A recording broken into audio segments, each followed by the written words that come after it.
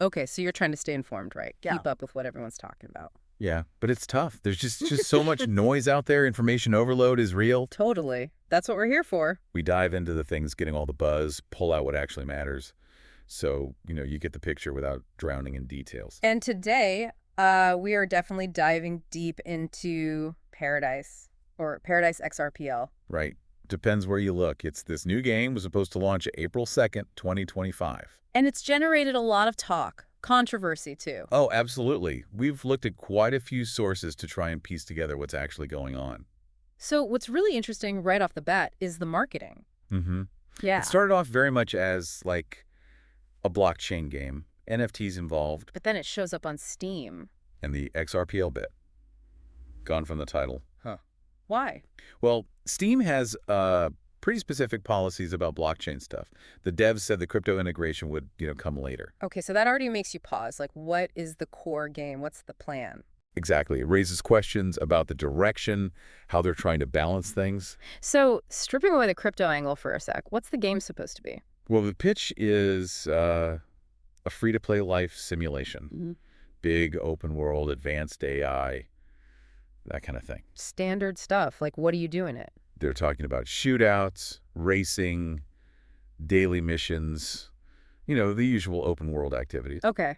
And there was some mention of an in-game currency. TAR, it's a cryptocurrency, supposedly, for buying virtual real estate, clothes, items within the game. Sounds, pretty typical for a modern online game, right? Maybe a bit ambitious with the crypto. It does sound familiar on the surface, but this is where things start to get complicated. Complicated how? Well, almost immediately people started raising serious questions, warnings even, about whether this crypto integration is, legitimate. And about the game itself. Yeah, even about the whole project's legitimacy. Okay, now we're getting into the interesting part, the controversy. What kind of accusations are we seeing? It's quite a list, actually. Things like fake partnerships being claimed, Oof. Okay. marketing tactics that people are calling really misleading, Right. and maybe the most serious one, that the whole thing might just be a crypto pump and dump scheme. Wow. Okay. Pump and dump. Can you quickly explain what that means in this context? Sure. It's basically artificially inflating the value of an asset, in this case, the PASH crypto token, through hype and misleading statements. And then. Then the people behind it sell off their holdings at the high price, leaving everyone else with, well, basically worthless tokens when the value crashes. Right. And we've seen crypto integrations in games go sideways before, haven't we? We definitely have. It can create these weird speculative bubbles of huge financial risks for players who buy in. So the fact these accusations are flying before the game is even properly out, that's a big red flag. A very big one. It means you absolutely need to look closer. Okay, let's dig into the specific red flags people are pointing out. I heard something about the mini-map. Yeah, that's a weird one. Visually, people notice the mini-map in Paradise looks, well, identical to the one in Grand Theft Auto 5. Identical, like copied. It looks incredibly similar. Yeah. The developer's response was that it's based on the real layout of Los Angeles. Which isn't protected by copyright, the actual city layout. Correct. Huh? But the way you design a UI element, like a mini-map, the specific graphics and presentation, that often is considered original work. So using one that looks the same, it feels lazy. Or maybe something else. It raises questions, definitely, about originality, Yeah. effort. Are they cutting corners? Is it just placeholder art they forgot to replace? It's unclear. Okay, what else? There was buzz about famous streamers being involved. Right. Pokimane, Ninja, Yeah. big names. The initial marketing sort of implied they were part of the launch or would be featured somehow. That they aren't. Now the story is more like not all contracts were finalized. That's quite a backtrack, especially if you use those names to build hype. Exactly. It makes potential players less trusting. Clear communication about who's actually involved is usually a sign of a project that's, well, got its act together. Definitely erodes trust. And there's more, isn't there? Something about a song and a motto. Yeah, this is another specific one. Accusations that Paradise took a song, and even its motto, directly from a fan-run server. A fan server. For which game? For GTA Online Roleplay. It's called Paradise Roleplay. Paradise Roleplay, Paradise XRPL. Okay, that overlap is pretty striking. It really is. And if true, it brings up ethical questions about using stuff made by fan communities, Okay. respecting their work. Okay, this is getting messy. What about the developers themselves, Ultra Games? Right. So they say they're based in Hong Kong. Huh. But reports started coming out suggesting the address they listed wasn't real, or at least not for a game studio. Seriously. So where are they, allegedly? The suggestion is they might actually be operating out of Tbilisi, Georgia. And why is that significant? Well, unfortunately, Tbilisi has been mentioned in some reports as a place where crypto-related scams have sometimes originated. It doesn't prove anything on its own, of course. No, but it adds to the pile of weirdness. Discrepancies about location are never a good look for transparency. Absolutely. Players want to know who's behind the game, especially if crypto and potentially real money is involved. And didn't the game get removed from a store at some point? It did. Initially, it was pulled from the Epic Games Store. But it came back. Yes, but it reappeared as Paradise Xrpl. So, with the blockchain NFT part explicitly back in the name and description on that platform. Huh. So on Steam, no XRPL, blockchain later. On Epic, XRPL, front and center. It seems like they might be tailoring the message. Or maybe just navigating the different rules on different storefronts. It's hard to say for sure. Okay, so with all these red flags, fake partnerships alleged, misleading marketing, potential pump and dump, copied assets, dodgy location info, flip-flopping on crypto, you'd think people would stay away, right? You would think.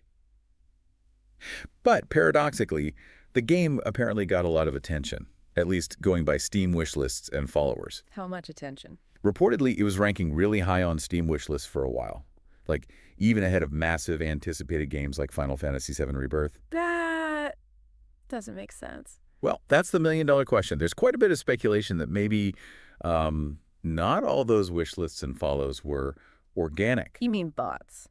Sock puppet accounts. That's the kind of speculation you see in these situations, ways to artificially inflate apparent interest.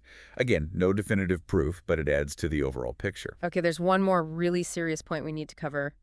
The anti-cheat system. Ah, yes.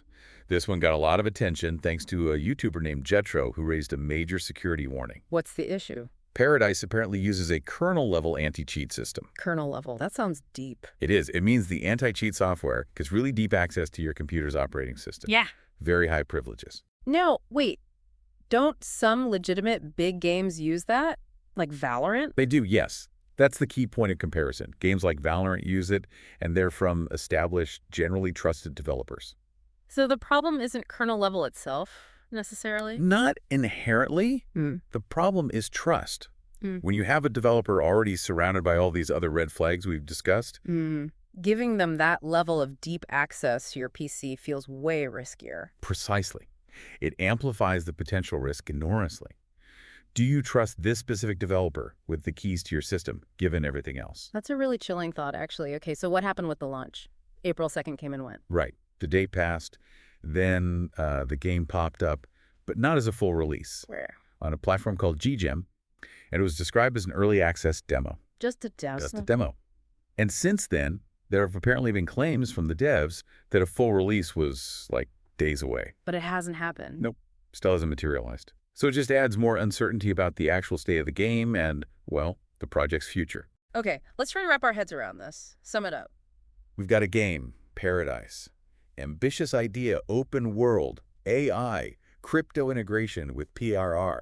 Sounds okay on paper, but But it's absolutely buried under a mountain of serious concerns. yeah, like misleading marketing, maybe fake partnerships. The identical minimap issue, the borrowed song and motto, The developer location questions, the flip-flopping on the blockchain stuff. the weirdly high wish list numbers, potential bot activity. And maybe the scariest part, that kernel-level anti-cheat from a developer with so many question marks. Right, and the launch itself has been completely unclear, shifting timelines, demo instead of full release. So for you listening, what's the bottom line here? Caution, extreme caution. The number of red flags is just overwhelming. You absolutely have to do your own research, be incredibly careful before even thinking about downloading this, let alone engaging with the crypto site or giving it deep system access. Exactly. Don't just take the marketing at face value. Look at the evidence, the inconsistencies. So, thinking bigger picture for a moment, what does this whole Paradise saga tell us about, gaming right now? Well, it really highlights the sometimes messy intersection of gaming, hype, and cryptocurrency. and how easy it can be to generate buzz, Yeah. even around something potentially problematic. And it underscores why being critical, asking questions is just so vital in the digital age. You can't always trust what you see initially. Definitely. So maybe the final thought for you to chew on is this. Given everything we've uncovered about Paradise, what does make you think about the games you choose? How do you evaluate trust and risk, especially when new tech like crypto gets involved? What questions should you be asking before you dive in?